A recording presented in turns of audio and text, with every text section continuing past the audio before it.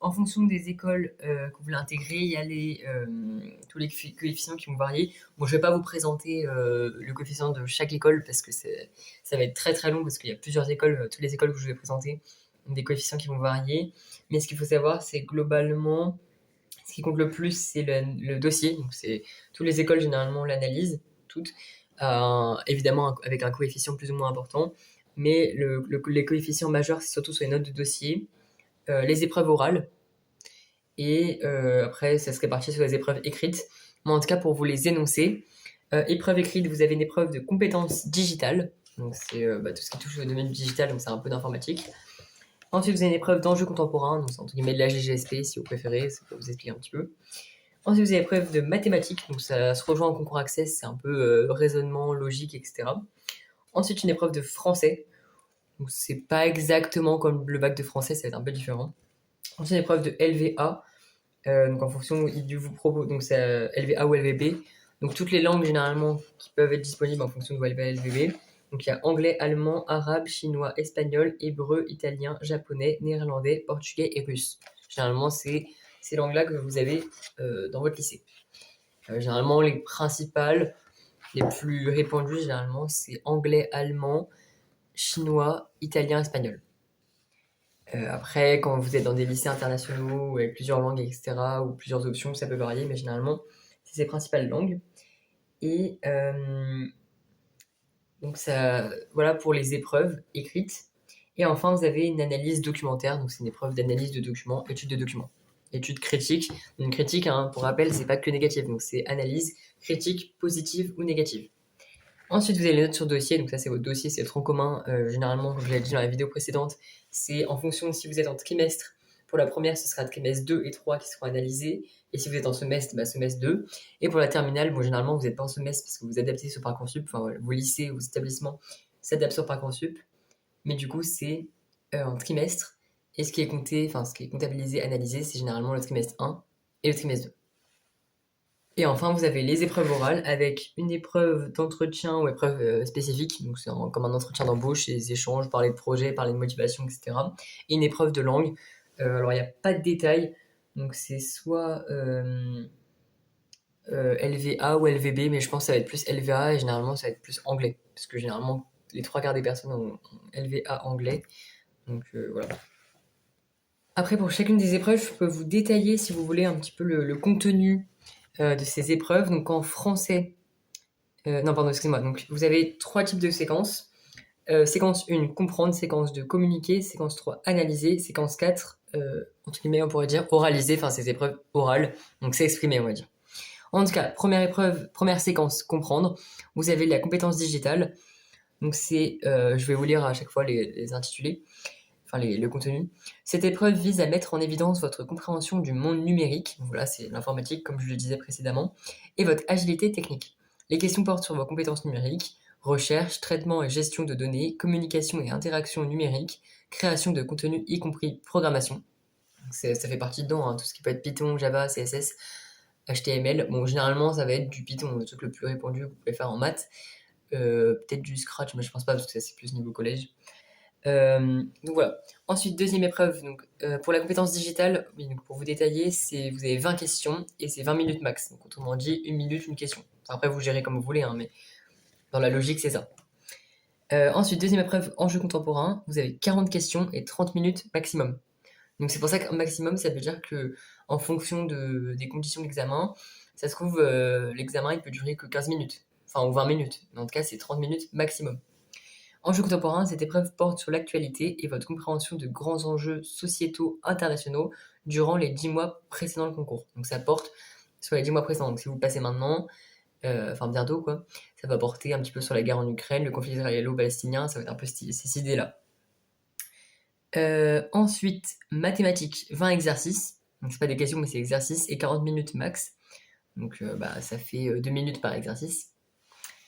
Donc dans toute logique, hein.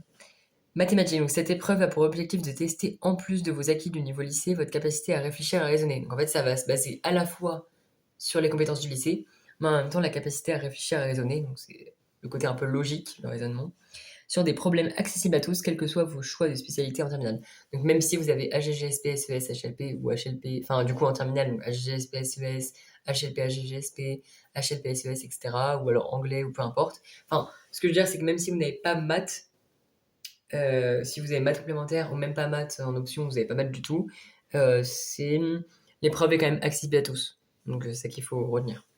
Donc si à la place vous n'avez même pas maths complémentaire par exemple, mais vous avez l'option DGEMC, donc le droit, et grands enjeux du monde contemporain, vous pouvez parfaitement réaliser l'épreuve de mathématiques parce que ça se base sur des connaissances du lycée, mais donc les connaissances que vous avez eues en maths spécifiques en première et en seconde et même antérieurement marchent, enfin ça a marché. Ensuite, séquence de communiqué. Donc français, vous avez 40 questions et 30 minutes max. Donc langue, cette épreuve porte sur les connaissances dans les 3 langues en grammaire, orthographe, vocabulaire, faux amis, chiffres, dates. Anglais, 40 questions, 30 minutes max. En plus de l'anglais obligatoire, vous devez choisir une autre langue étrangère parmi les 10 autres proposées, donc allemand, arabe, chinois, espagnol, hébreu, italien, japonais, néerlandais, portugais et russe. Et autres langues étrangères, donc là, si vous avez une LVC, c'est 40 questions, 30 minutes max. Donc ça, c'est du plus. Et ensuite, troisième séquence, analyse de documents, 20 questions, 2 heures max.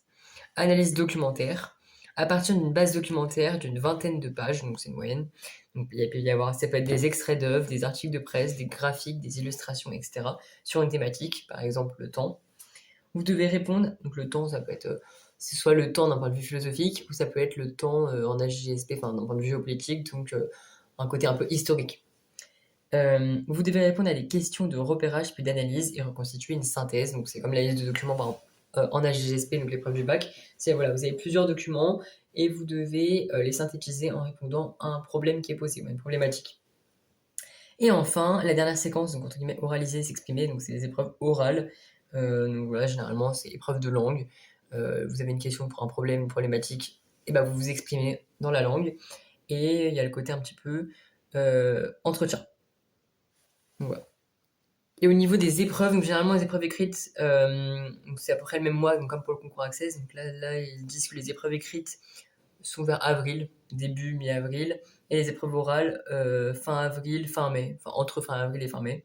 Et donc après, vous avez les résultats. Et de toute façon, dans tous les cas, peu importe la formation l'école que vous visez, la formation que vous visez, entre début et fin juin en moyenne, et ça peut aller jusqu'à septembre, hein, vous avez les résultats de Parcoursup.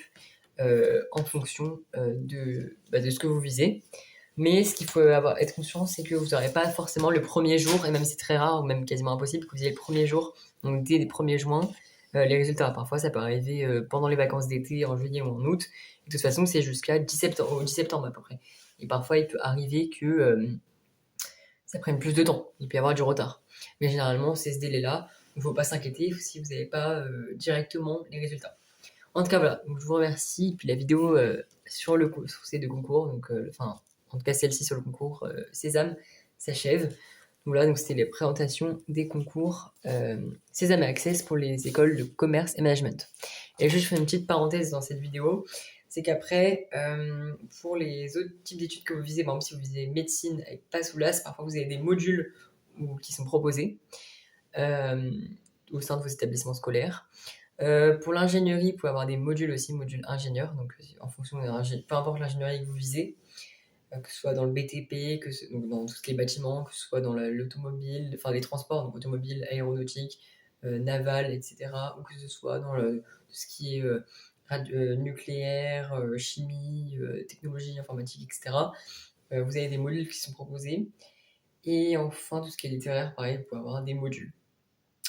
Par exemple, Sciences Po, pour avoir le module Sciences Po. Vous avez certains concours. En tout cas, voilà pour la présentation de ces concours, tout ce qui touche au domaine de l'économie et du management. Donc, je vous remercie pour votre attention et votre écoute, et je vous souhaite une très belle journée, et la vidéo s'achève.